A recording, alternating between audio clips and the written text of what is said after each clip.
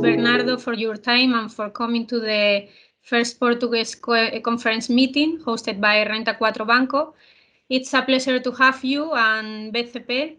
And well, for all the investors, Bernardo is going to talk you present the company BCP and well talk about their perspectives and well then we can have a Q&A session and well Bernardo, the floor is yours. Thank you very much.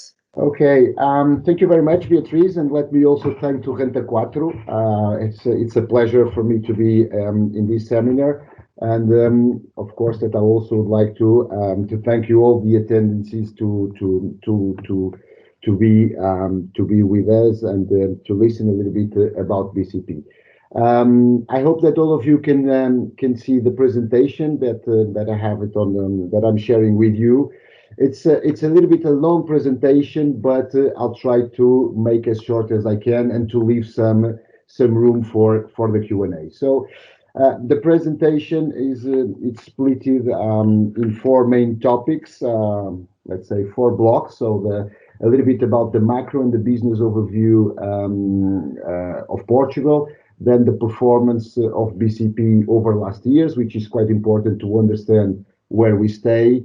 And as we presented in February, our latest earnings presentation for the full year 2020, and then a small comment about the strategic plan that it was established for the period 2018-2021 that we expect to update by mid this year for another period. So starting from the macro and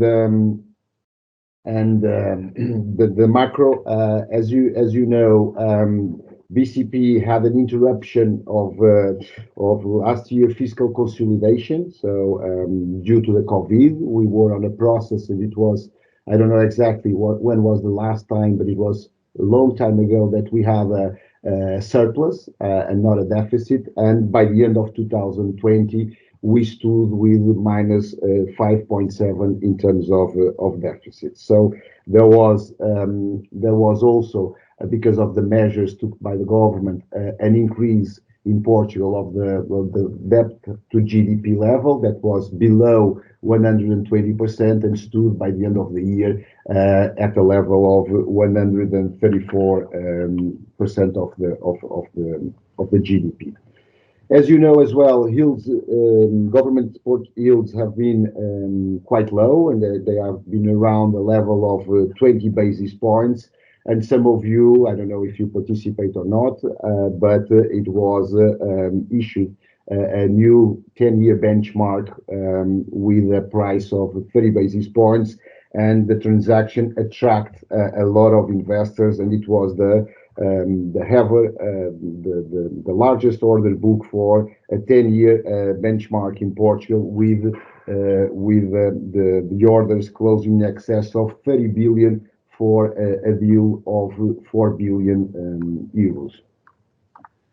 On page 7, as you can see, as I mentioned, the GDP last year was impacted by the COVID situation, so it stood at minus 7.6.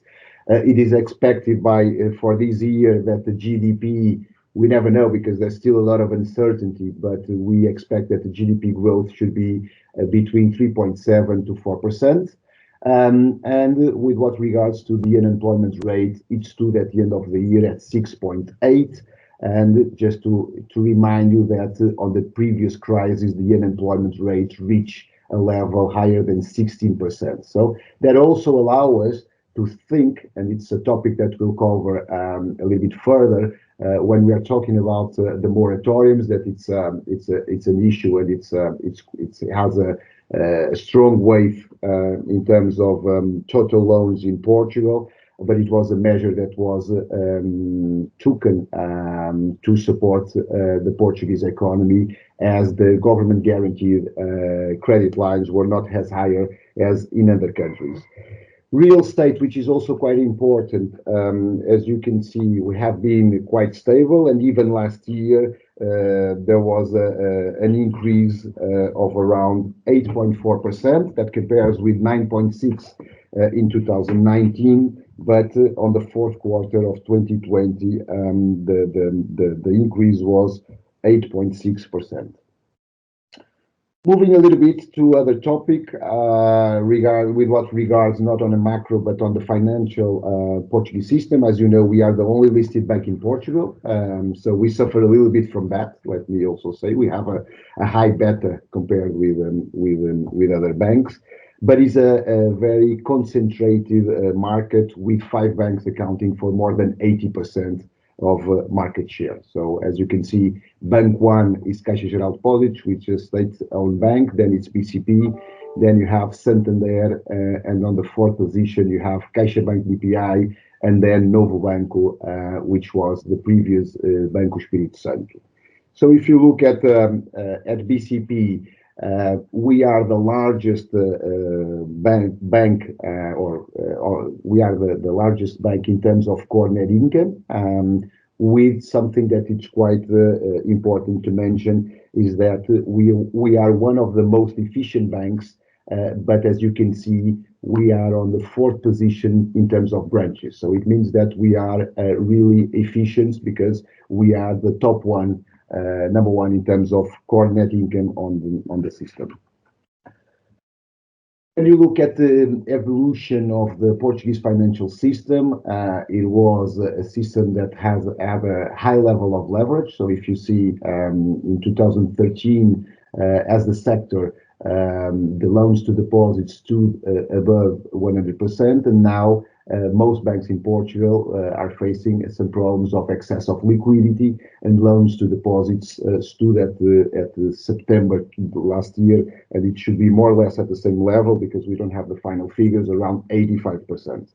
Something that is also important to mention is that the capital ratios have been increased. So that's why I think that most banks across Europe, and especially in Portugal, we are on a different situation to this crisis, basically because capital and liquidity is not an issue anymore.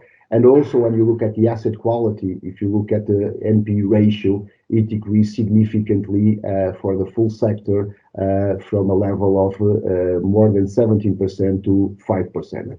At the same, even reducing the NPEs, the system as a whole have been able to increase the level of coverage by loan loss reserves to a level close to 56%. Looking at a little bit for those who are not so familiar with BCP, as you know, we were established in 1985, so we were a completely out of the box, let's say, a bank that most banks by that time were national banks, and the business model was quite successful, and there was a strong growth during the first 10 years that it was established. People were queuing on streets to open an account on a bank that was much more expensive than others, but the service provided was much higher. So between 1995 and 2000, the growth was not through an organic growth, but through acquisitions. So BCP bought larger banks than it himself. So Banco Português do Atlântico, Sotomayor, and Banco Mel. We were quite successful. And by that time, we also start to, between the period of 2000 and 2005, because of the success of our business model that was based on the relationship with our clients, and we decided to export to other geographies, and we also start a partnership with Ageas, which is an insurance group, as you know. So we went to other countries. And because of our success, between 2005 and 2012, there was a consolidation of our international operations, and we became with a single brand. So basically, nowadays, what you have in our operations, you see as Millennium. Okay, so let's say that Then we start to be focused, as I mentioned to you, on the most affinity markets. So basically, the let's say the operations that we still running are in Portugal. Of course, is the starting point, and then in other markets where we are performing pretty well in terms of business models. So we have a strong presence in Poland as well in Mozambique. So there was some operations like in Greece, in Romania that were not so successful, so we decided to move out of those countries.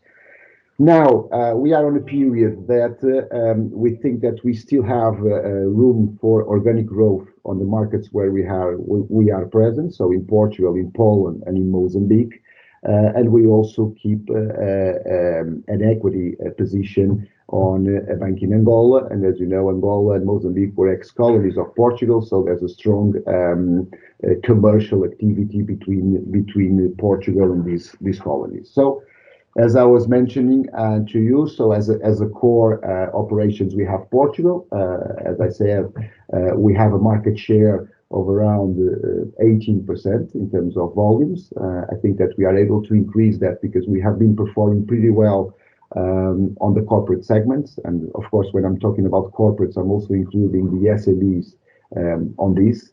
In Poland, where due to our success on this market, as you know, in 2019 we acquired a bank which was Eurobank, that was owned by Société Générale, and then in Mozambique, as we are one of the largest players, where we own 66% of Banco Millennium Atlantic. And Mozambique, we see that as let's say, as we reach a steady state in Portugal and in Poland, might be an important source of growth, because Mozambique is the second largest country in the world in terms of natural gas reserves. It has now with some internal problems, but let's say within 5 years in a row, we think, and it's an economy that is expected to grow at a fast pace. In terms of shareholders, we have around 150,000 shareholders. Of course, that we have a significant part that it's on retail customers, so around 30%.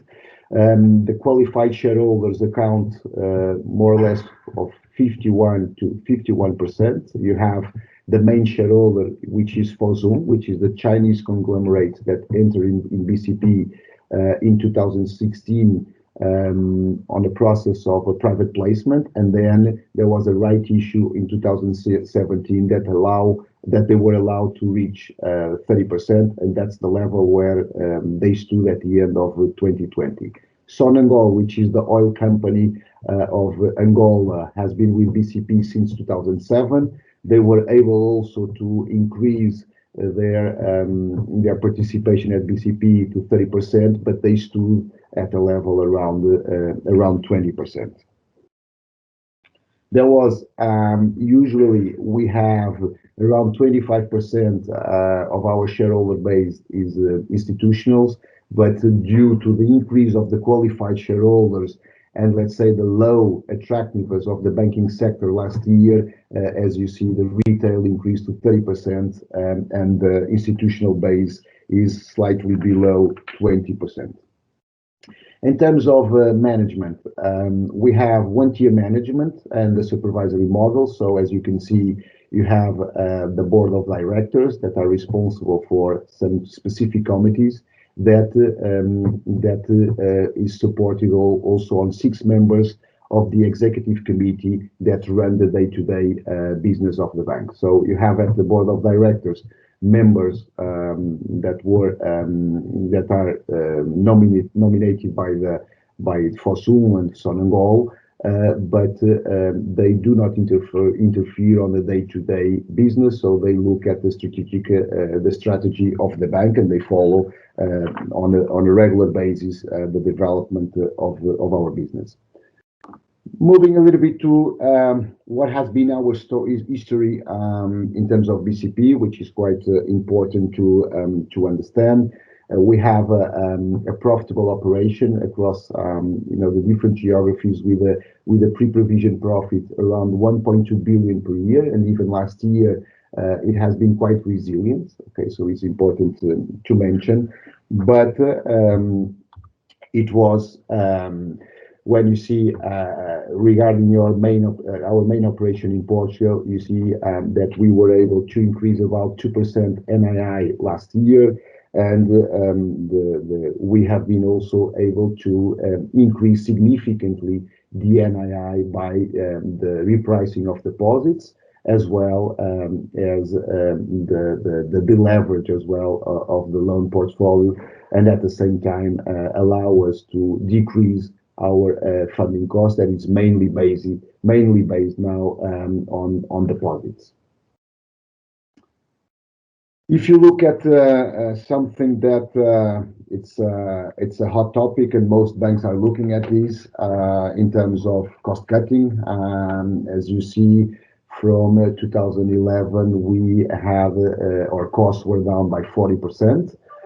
We think that due to the COVID also the digitalization was accelerated, so there's some additional room to decrease some costs.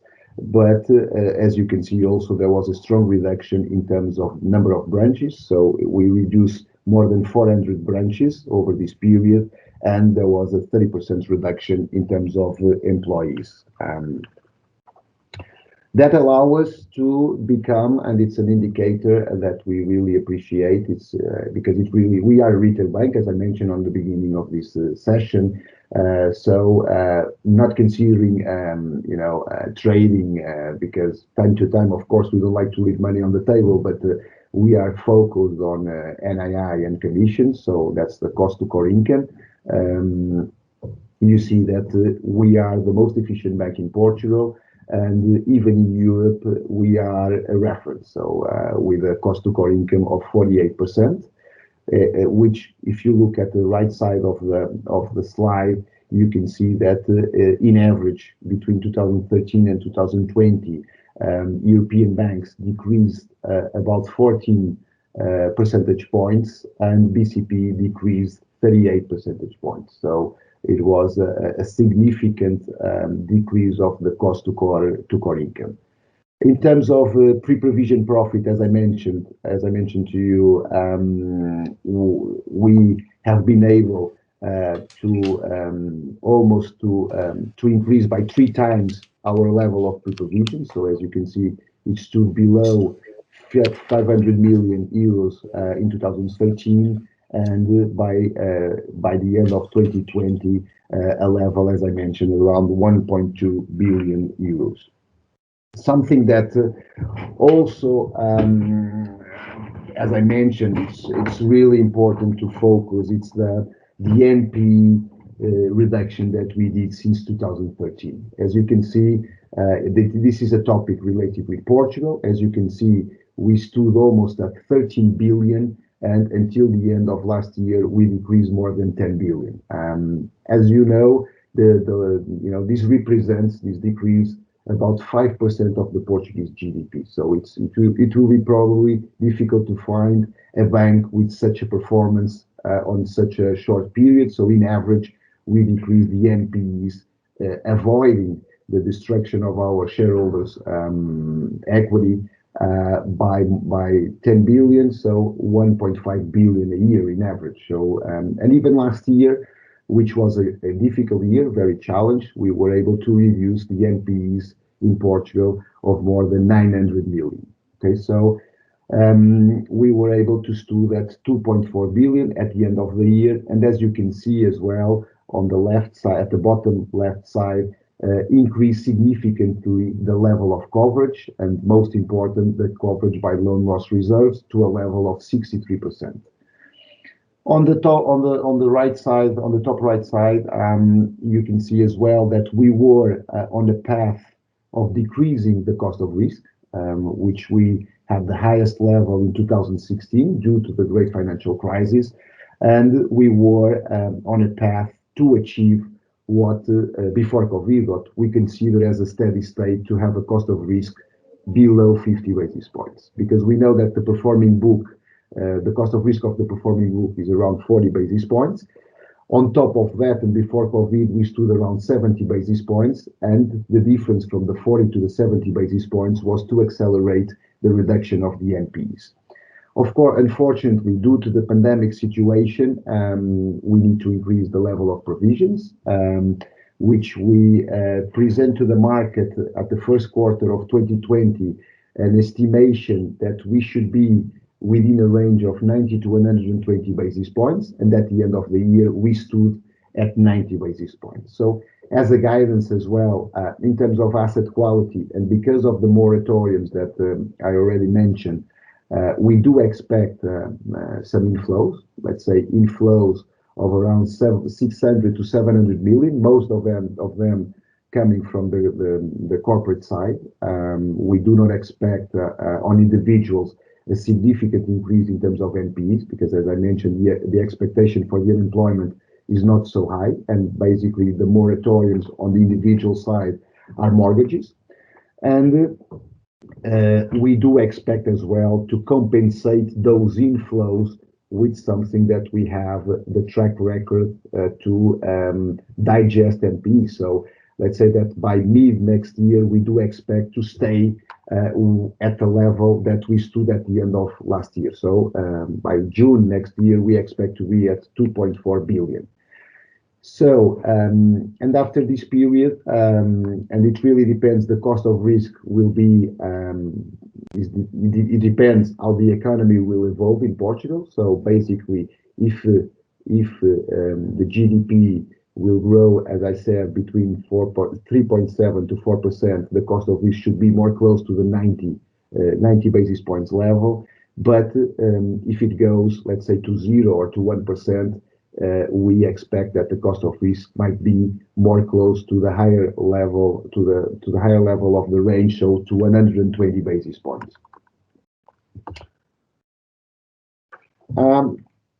I will not spend a lot of time because I think that most investors that are with us then will get this presentation. So, but it's just to understand how the NPEs are splitted, and also the level of coverage. As I mentioned, 63% by loan loss reserves, and considering other type of collaterals, the coverage is almost at 120. And as you can see, the levels of coverage are significantly higher on companies than on individuals that are mostly supported with real estate collateral. In terms of international operations, as I said, we are focused mainly in Poland and Mozambique. In Angola, we have an equity stake, so we have 22% of Millennium Atlantico. So we do not consolidate. With the other two operations, we fully consolidate. Typically, Poland accounts for 40% or more than 40% of the contribution from the international operations. But as you can see, in 2020, there was a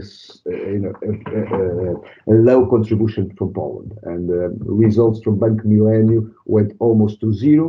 That was mainly impacted by something that probably someone will ask on the Q&A, related with the provisions that we made for the litigation risk related with mortgages that were provided in CHF during 2004-2008. That now is under pressure, and we between the end of 2019 and 2020 we made provisions of around 1 billion zlotys. Okay, and the FX rate for the zloty against euro should be around 4.5. In terms of balance sheet, as I mentioned, we have a strong balance sheet, completely different from the one that we have on the past. So as you can see, our balance sheet our funding is mostly through deposits. That accounts significantly. And in terms of the excess of liquidity, as you know, we have been increasing our stock of sovereign debt, that it's mainly Portuguese sovereign debt that we know how to manage, is also available for sale. So we time to time if yields go up, we might have some impact in capital. So it's something that will impact on capital due to the mark to market.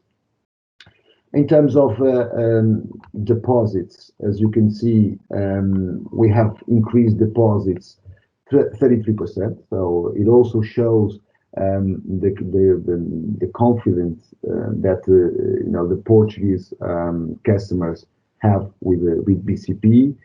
We also did a process of deleverage, as you can see on the top right side, and we achieved, as I said, a loans to deposit ratio of 85%.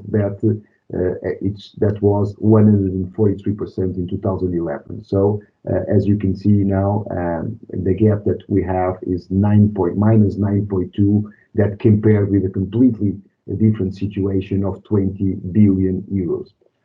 Fortunately, and after this process of deleveraging, we were able to start increasing our performing book. And as you can see, that happened since 2017. And between 2019 and 2020, there was a strong increase in terms of performing book. If you look at our outstanding debt, as you can see, we have really low levels in terms of liquidity, well above the requirements, and the ECB funding also decreased significantly, as you can see, from 12.4 billion in 2011 to 3.3 billion in 2020, with the eligible assets to refinance operations of more than 22 billion euros. So in terms of liquidity, quite comfortable. Moving to capital, on this slide, you can see that we stood in terms of CET1 at 12.2 by the end of the year, and the SREP requirement it's 9.6. And in terms of total capital ratio, we stood at 15.6. That compares with the requirement of 13.1. On the bottom of this slide, you can see the moving parts in terms of capital since the end of 2019. And as you can see, there are some positive and negative impacts. And I think just to highlight that the most negative impacts that we had were related with the pension funds due to the decrease of interest rates. So basically, and that's why we were not able to generate capital, as on a steady state, we are able to do of around 20 basis points per quarter. In terms of leverage ratio, we stood at 6.7% and comfortable comparing with other geographies. That's and related with the RWA density, we are at a much higher level than other countries. And that's because the conservativeness of our internal models due to the legacy that we have and the crisis that we have that still have a strong contribution on our internal models. In terms of rating agencies, we were on a process of being upgraded, let's say, but then the COVID came and postponed this process because rating agencies really start to value our profitability, our asset quality, performance, as well as our business model and also our capital levels. But due to the pandemic situation, as you can see, and also that happens for most banks, we were revised in terms of outlook to negative or to stable outlook from the ones that we were stable or with a positive outlook. Moving to the last earnings presentation, you can see our P&L. So let me just highlight some of those figures. You also have on the right side of the iPad the year-on-year changes in percentual terms on our domestic operation in Portugal and the international operations. And as you can see, net interest income was quite resilient. So there was a decrease year-on-year of 1%. And in Portugal, we were also able to improve in terms of NII 2.1%. And as I said, due to the interest rate cut in Poland, as well as the lower interest rates in Mozambique on international divisions, there was a decrease of the NII. In terms of commissions, and you know that at the financial sector, it was probably the most affected line of the P&L, but as you can see, year on year, it was stable at a level of more than 700 million, with a slight decrease in Portugal due to the low transactionability in terms of credit cards, and a little bit higher in terms of the international operations. So when you look at the core earnings, you see that we were able to increase 1% year on year, with more than 4% in Portugal. So it also shows, once again, the resilience of our business model in Portugal, and with a decrease on the international operations. In terms of costs, you can see also that there was a reduction in Portugal of 21%, and so allow us at the operating net income to have in Portugal an increase of 4.2%, and at the consolidated level of 1.5%. Then it comes the lines of impairments and other provisions. As I mentioned to you, provisions and other provisions increased 55%. So it was an increase in Portugal of 27%, and on the international operations of more than 100%. That's once again related, as I comment, with provisions that we made in Poland to the litigation risk of the Swiss franc mortgage portfolio. At a bottom line, in terms of net income, in consolidated terms, there was a decrease of 39%, but in Portugal, it was only 7%, and as I said, it was basically impacted by our operation in Poland, that the regular contribution of around 60 million went to zero. Okay, so I think that looking at the P&L, you can see that the pre-provision profit, as I commented on the beginning of this conversation, once again close to the 1.2 billion. So it also shows the resilience of our operations. Then the following slides, I'm not going through them because it's let's say a line by line analysis at consolidated level. What happened in terms of NII and the net interest margin went below 2%.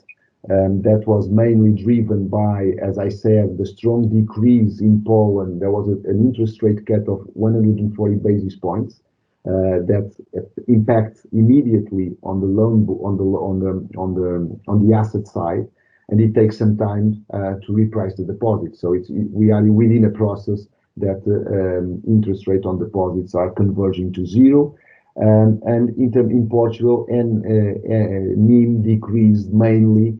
NII has increased, as you see, but NIM decreased mainly because of the guaranteed lines that we were providing to the economy, where they were capped at the maximum spread of 175 basis points. So just to highlight as well on those guaranteed lines, as I commented before, our market share in terms of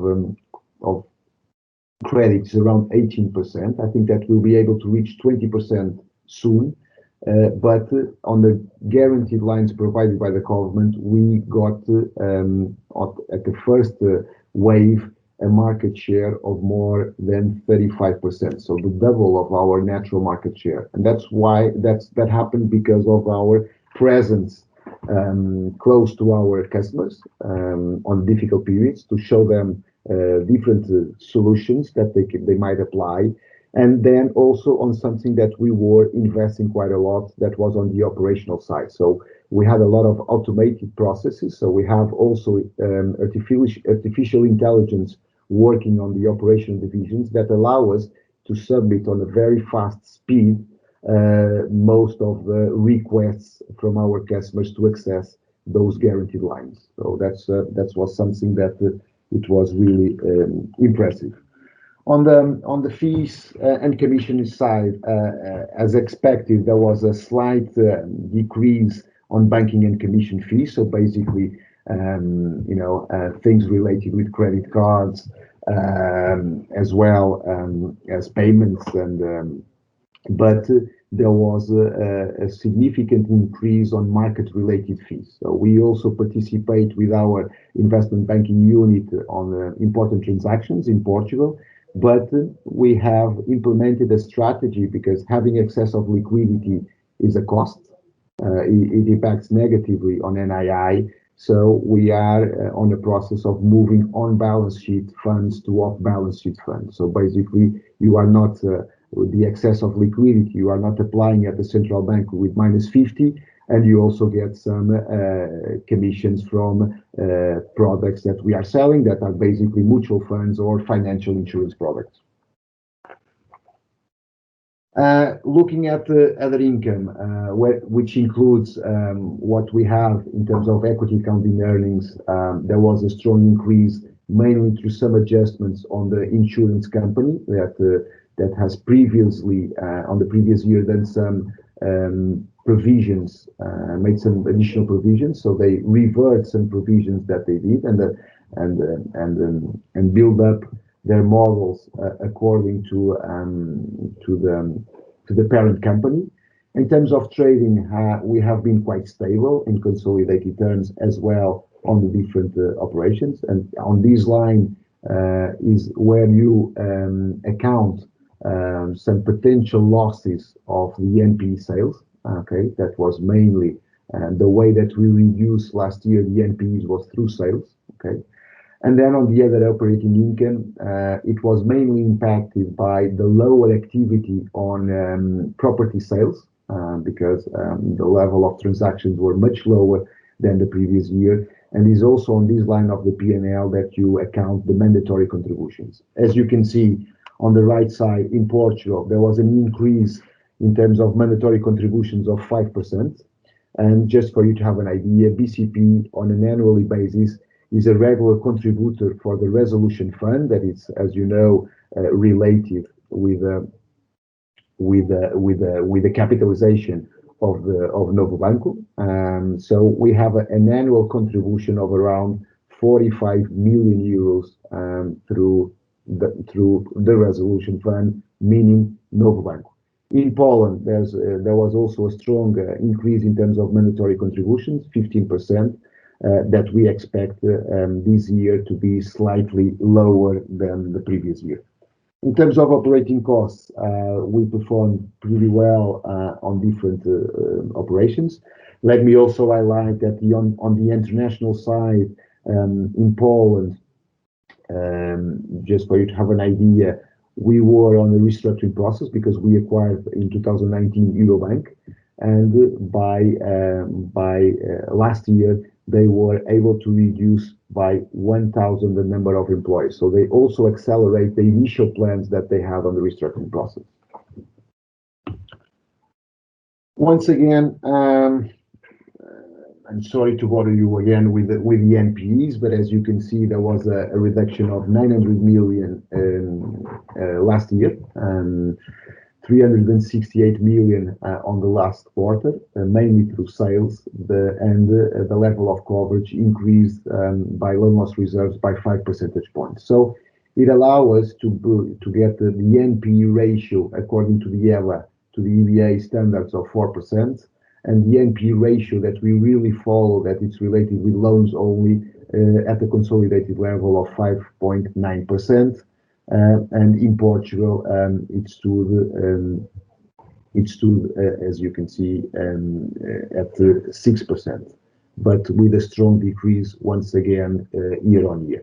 As you can see, the level of NPEs on other geographies is not so high. It's about 1 billion, and we haven't seen a strong decrease over last year. In terms of capital, once again, the total capital at 15.6. So if you consider there's a surplus of 2.3 percentage points between the total capital ratio and the SREP requirement, and we are not using the capital conservation buffer or even the systemic buffers, and if we consider that the surplus is around 5.3 percentage points.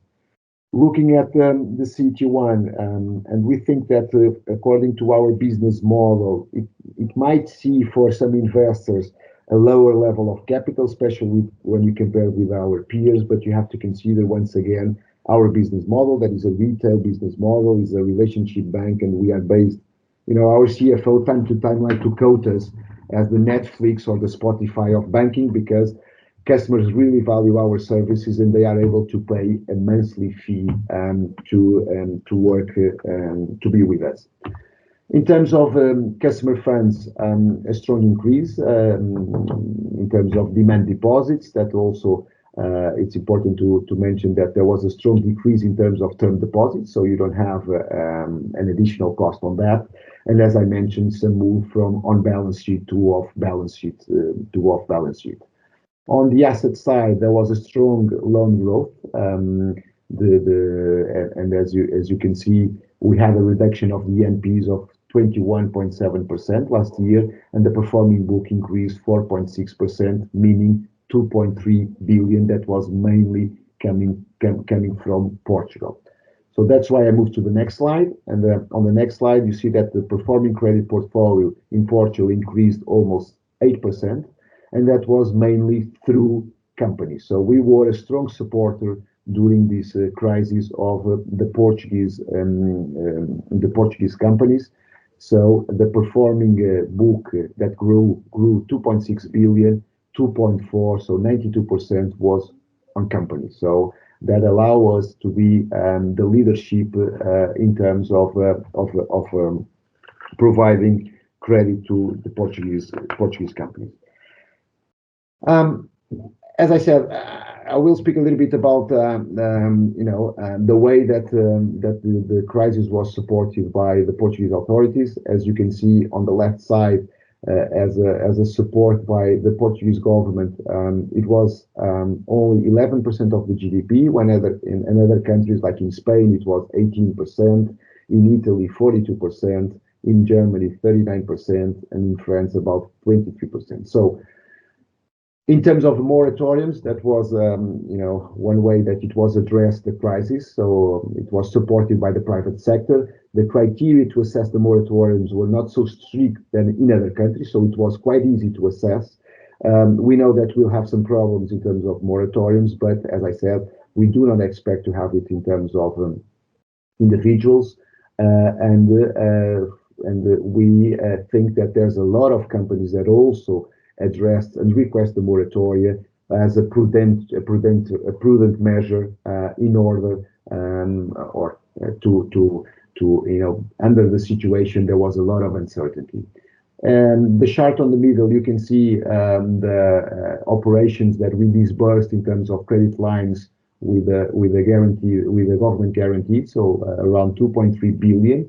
And in terms of the outstanding moratoriums, as you can see, we stood in terms of individuals, about most of them, more than 90% is mortgages at a level of 4 billion, and in companies over a level of 4.8 billion. There was a decrease since the inception of around 600 million, so we don't have a lot of data to see how they will perform. There was some moratoriums already on the individual side that were not covered by the public framework that expired, most of them in March. So we are monitoring their evolution on a regular basis. But so far, and we do expect that things will evolve as we expected, and the majority of the moratoriums will end in September this year. So we also provide on our earnings presentation the split between stages of our loan portfolio. As you can see, the stage 3 account for 6%. Stage 2, we are at a higher level because, as I mentioned, due to the previous crisis, there was a lot of companies that were already marked as stage 2. So I think that there will be other geographies and other banks that will suffer more where they didn't have such level. We also had this level on the previous years. In terms of the outstanding moratoriums, as expected, stage 2 is slightly higher, and even on stage 3, there are some moratoriums that are already marked as stage 3. So we are not waiting for September, by the end of September, to mark moratoriums or loans that are under moratorium as stage 3. If there are some signs of unlikely to pay or some defaults, we cannot have it because they are under moratoriums. And then just as a small sample, let's say, of those 600 million of moratoriums that expire, as you can see, most of them are performing well, so they are at stage 1. Very important when you are talking about moratoriums, and as I mentioned, we know that we probably will have about 600 to 700 million inflows. It's to consider the level of our pre-provision profit under gross loans that stood in Portugal of around 1.8%, and the level of cost of risk that stood at 90 basis points. So there's still a buffer of 87 basis points to accumulate potential needs of additional provisions. And as a reminder, even if we increase the level of NPEs as expected, as I said, we do expect to be at the same level by mid next year, but on a quarterly basis, we might see some decrease of the NPEs and then some increase on the latest quarter. So it will not be balanced, but once again, our ability to manage the NPEs is quite relevant. In terms of strategic plan, as I said, we established a strategic plan that were, let's say, based on 5 strategic priorities. So one is related with people, with employees, having employees mobilized and motivated. So we try to attract talent employees. So that's also on the digital side. We have been recruiting people with a new mindset and able to think on different ways. So that's the second point. So we are quite focused on the mobile, and really talking about the digital. We are focused on the mobile. We had several awards related with our development on the mobile. We want to be at the third point, a leadership, or continuing our leadership and maximizing our growth through organic growth in Portugal. Not increasing our footprint in different geographies, but extract more value to the international footprint that we have at the moment, as I said, from Poland and Mozambique, and to have a business model that is quite sustainable, doing to our activity. Just to finish, and as I said, we will update our strategic plan probably by mid this year. The strategic plan was established for 2018 to 2021, and we were on the right path to achieve most of the KPIs that we fixed on the strategic plan, but we need to delay a little bit. So that's why we call it as a steady state. So, but when you look at the franchise growth, we are, in terms of customers, as you can see, we are almost at the levels or even higher that we established on the plan at the end of 2020. In terms of number of active customers, in terms of digital customers and mobile customers.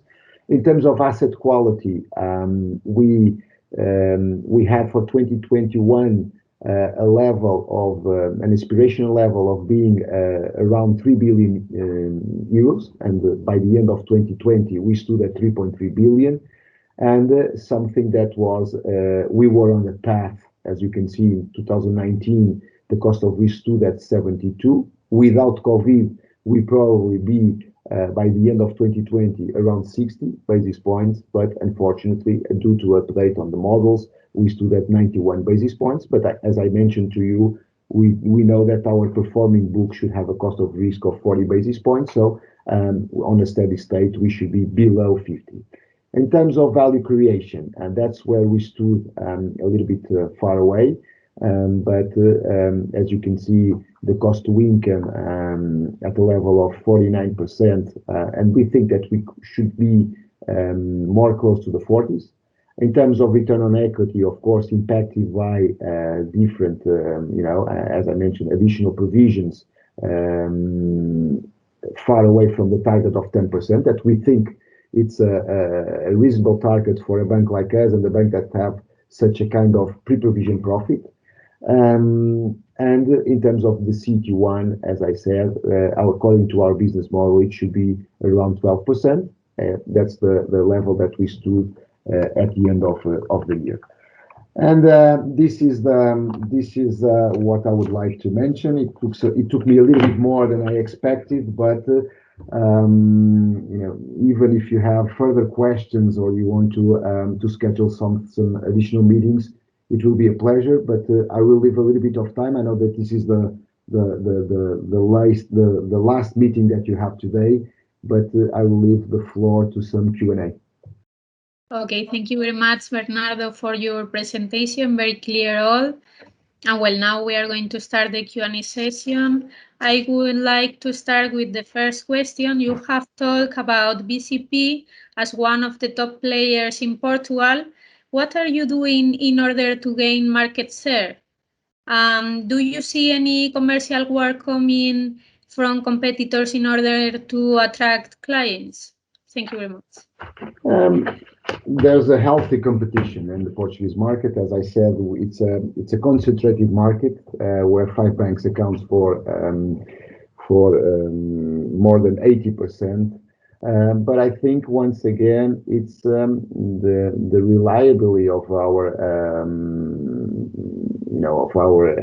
entity as BCP and the ability that we have and our track record, to become a stronger bank, even on difficult, knowing that we have very difficult times. As you know, until 2017, we have the state with us, with Concurs, okay, so that we were able to, with a capital increase, to become more free, let's say, with some additional freedom. But I think that, the success of our market share improve is based, on the reliability of our business. So on the other side, the efforts of our commercial division. So as I said, we are a relationship bank, so customers really value our services. And typically, and I think that our growth has been mainly last year on the corporate side. Okay, so as I comment, and we do expect that we will be able to reach and mainly on the because of the corporate side, a market share of around 20%. So and it was supported by a strong loan growth that was also supported by the government guaranteed lines that we were able to manage on a very efficient way. Okay, thank you. And we do expect as a guidance, let's say for this year, some loan growth. Once again, focus on corporates as well as on mortgages. And so far from what we have seen from the new production in 2021, things have been performing pretty well. As I also commented at the beginning of the presentation, house prices are still increasing. So this was one of the sectors that we consider as probably one of the most vulnerable sectors, real estate promotion, due to the COVID. But in fact, we are moving out this sector as one of the most valuable because the activity is being really high. There's a lot of demand from Portugal citizens, from foreign citizens. As you know, Portuguese become quite fashion. Just a comment. Now I think that she's not living anymore in Portugal, but important persons like Madonna was living in Portugal. Even for fiscal purposes, you see a lot of French citizens and citizens from the north of Europe deciding to live in Portugal, so there's still a strong demand. We expect to grow on the mortgage side as well. Okay, thank you very much, Bernardo. Very clear. Good afternoon, Bernardo. I have one more question that is related to the Portuguese economy. The Portuguese economy, there is a very leverage on tourism. If we don't see the vaccines coming in, do you expect any increase in doubtful clients, maybe on NPEs or NPLs by any chance? And what measure will you take in place in order to mitigate the risk? Thank you. Yeah, we know as the Spanish economy, we are the tourism is an important sector. Let's say that I think that directly and indirectly, the tourism should account for 15% of the GDP, more or less. Okay, so we are quite positive on the vaccination. First of all, it really depends on supply, but it is expected by the government that before summer, people with age above 65 years will be vaccinated. What we have seen so far is that there's a, first of all, we have been under a lockdown, so people are completely crazy about being, going outside, and there's some internal demand. Our expectations is to have a better summer than last year, but not as good as 2019. But we think that we'll have a positive evolution. And just, I know that I'm with Spanish investors, but on several conferences and roadshows that I've been doing with most of them with UK investors, let me also mention that there's a high percentage of them that already booked holidays for Portugal. Of course, there's still a lot of uncertainty, but so that's when you look at the hotel sector, which we have an exposure of around 1 billion euros, more or less, give or take.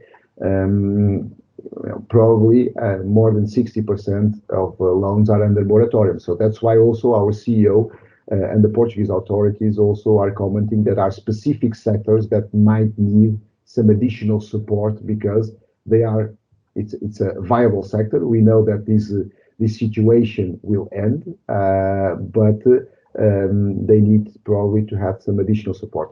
Internally at BCP, we monitoring all companies that are under moratorium or even without moratoriums on a very strict process, analyzing all the data, being with them on a daily basis, trying to see the way that we can help them in being in a better situation. But let me also highlight that so far we have been positively impressed by the performance of some companies that we expected were not going to perform nicely. But answering to our question, there's a lot of uncertainty. None of us know exactly what will happen, but I think that it will be, as I said, on the tourism sector, better than the previous year.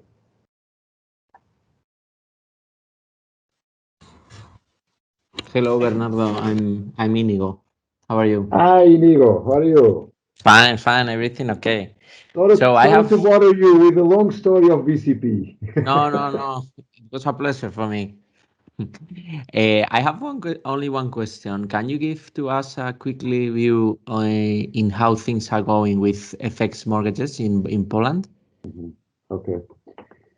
Okay, I'll try to make the story short because this is a complicated topic. Okay, and this let me also tell you that this is probably the dark cloud that is on top of us, that is also pushing us not as a good performer when you look at the banking sector in Europe. So we are one of the worst performers. So there's a lot of room to improve, let's say. But just to update you and try to make the story short, this is something that the CHF loans was a market practice on this region in Europe, so in Eastern Europe, where due to the high interest rates, even providing loans in currency with low interest rates was supported by the government. Okay, so this was a market practice between 2004 and 2008, and as I said, our commercial divisions are really effective. So once you decided this is the path, we had a strong weight in terms of CHF loans on Bank Millennium portfolio. Now we stood below 20%, but it's significantly, so it's around 3 billion zlotys. And until 2019. And because there was a strong devaluation of the zloty, of course, there was, customers start to claim the indexation, okay, which, as I said, was a market practice. So not only in Poland, but in other countries. And they start claiming or sue banks on courts until the end of 2019. Court decisions were 80% favorable to banks. Then in October 2019, there was an opinion of the Supreme Court, the European Court of Justice, that changed a little bit the game. So basically, the European Court of Justice mentioned that local courts should analyze case by case, and if the FX clause, so it's not considering the indexation itself, so the customers try to go on another way around, let's say, trying to, of course, to assess the indexation, but through the FX. And the FX, what they are claiming is that banks were making a lot of money on the FX table. So because all of us, when we are traveling abroad, we use our credit cards, and none of us probably claim because banks were overcharging us in terms of FX table. So they decided to start claiming that banks were making a lot of money on the FX table. In our specific case, our customers were able to buy CHF elsewhere, so it makes all the difference. But of course, as I said, court decisions became 80% favorable in 2020 for borrowers than to banks. At this point, there are three important moments, let's say. By the end of last year, KNF, which is the Polish regulator, made a proposal to banks that basically they said that banks should support the cost of a conversion of those loans to zlotys at an historical FX rate and with a spread to WIBOR. So basically, they were saying that under this conversion, the potential cost for the industry, it should be around 34 billion zlotys. In our specific case, as it was published on the annual report of Bank Millennium, such kind of decision with a lot of uncertainty, which is not a binding decision, so we are analyzing. We welcome when we see the regulators and the authorities trying to sort this issue as a good starting point. We haven't seen as an ending point, so we do expect that a potential conversion, as the loan was a zloty loan since the inception, might have an impact of 4.1 billion to 5.1 billion zlotys. That will, and the 4.1 billion at consolidated level might have an impact in terms of capital of 100 basis points. Okay, so this is something that we are working. I think this is a good starting point. But as we have seen in other countries, there was a split of the cost between borrower, between the bank, and between the government itself. Then there are some questions that were addressed to the Supreme Court in Poland that were expected to be answered on the 25th of March. Then it was postponed to the 13th of April. And due to the COVID situation, there are some rumors that they might postpone once again some important answers that were made. But the questions that were made were not about the indexation itself. The questions that were made were about the consequences if local courts decided that the clause is abusive. And on that, you can have a lot of scenarios. So you can have, let's say, the best scenario, which is basically even if the clause is abusive, what you have to pay back to customers is the excess that you made on the FX table. On that specific case, what we said is that the potential impact at Bank Millennium should be around 500 to 600 million zlotys. So almost half of the provisions that we made so far.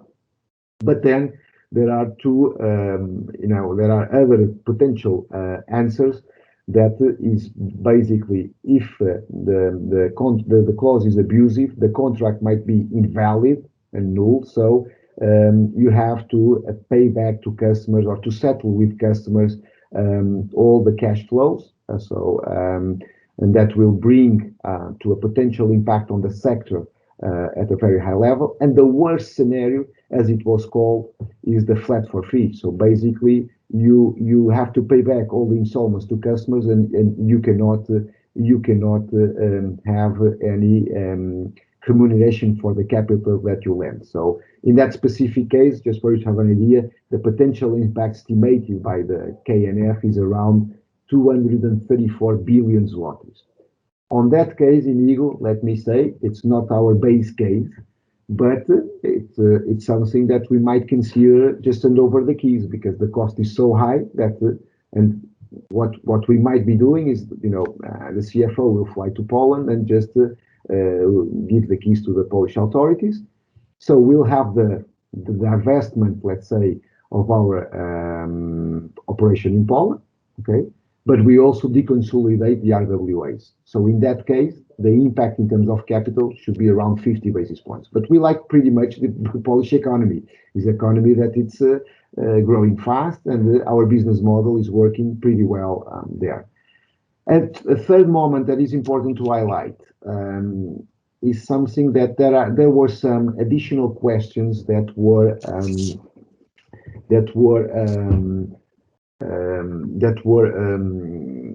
requests by Polish courts to the European Court of Justice. Okay, that might be once again a game changer, and there's an important decision to be known on the 29th of April from the European Court of Justice that, as I said, might be on a way that even if contract or even if the clause is abusive, the contract is valid, and under a specific law that was created in 2019, that was the anti-spread law, okay, it might be once again the solution just to pay back the additional gains that you did on the FX table.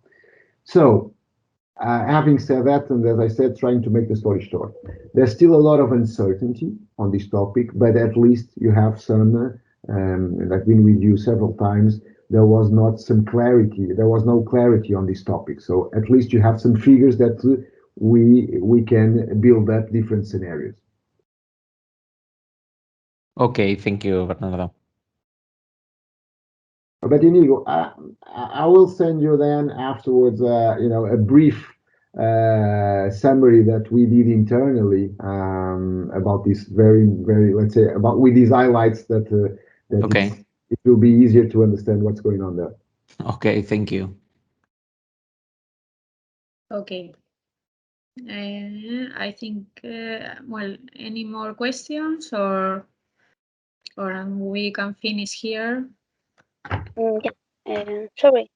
Yes, hello. You can hear me? Yes. Hello. Only one quick question on capital. You said during your presentation, if I understood well, that the bank is able to create organically 20 basis points of capital per quarter, but you finished 2020 with a level of CET1 of 12.2, but your goal for a medium term or for this year is to finalize with a CET1 of 12%. So I don't know where maybe. Yeah, I think that the 12% is an adequate level for our business model. Okay, so we also have, as you have seen, an aspirational dividend payout of 40% as soon as we get the steady state. But of course, we need to have a balance between capital, our business model, and also with the regulator. But as I said, organically, we are able to generate around 20 basis points per quarter. What happened on the previous quarter, where we had a decrease, was as you probably, and then if you get the presentation, you can see there was a strong impact from the pension fund. In net terms, it was a negative impact of 30 basis points in capital because we adjust the discount rate. Okay, so that's why. Of course, that as soon as we get the level close to 12%. So, and having said that, I'm not saying if we are at 12.2, we'll suddenly will announce a share buyback, or if we are at 11.8, that we will make a capital call. So, I mean, we think that to be around 12% is an adequate level. So, as a steady state, we think that we'll have these levels due to the aspiration of having a dividend payout of around 40%, which is not going to be for sure on the coming years, on this year, but we haven't been paying any dividend since 2008. Okay, and we paid a dividend of 10% from the results that we had in 2018. But it's of course it's important to notice, as I said. And if you see on the chart that has all the moving parts in terms of capital, there are some potential impacts. We don't see any major headwinds in terms of capital, but the volatility might come through, as I said, our ALCO portfolio that we use as a as a natural edge as well for the pension fund. But as I said, it also impacts. It's based mainly. It's invested in Portuguese sovereign debt, but due to the mark-to-market, might have some impact on capital. Okay, thank you. Okay, any more questions, or well, we can finish here. Thank you very much, Bernardo, for your time. Thank you very much to all. Well, see you soon, Bernardo, and well, it's a pleasure to have you with us. Thank you very much. And as I said on the beginning of the conversation, if some of the investors would like to have, to schedule a one-on-one meeting, Beatriz, feel free to do it. And thank you very much for the invite. It was really a pleasure to be on this seminar. Okay, and I hope to see you soon again. Okay. Okay. Thank you very much. Thank you to all of us, all of you. Bye. Thank you. Bye. Thank you, Bernardo. Bye bye. Thank you. Bye bye. Bye.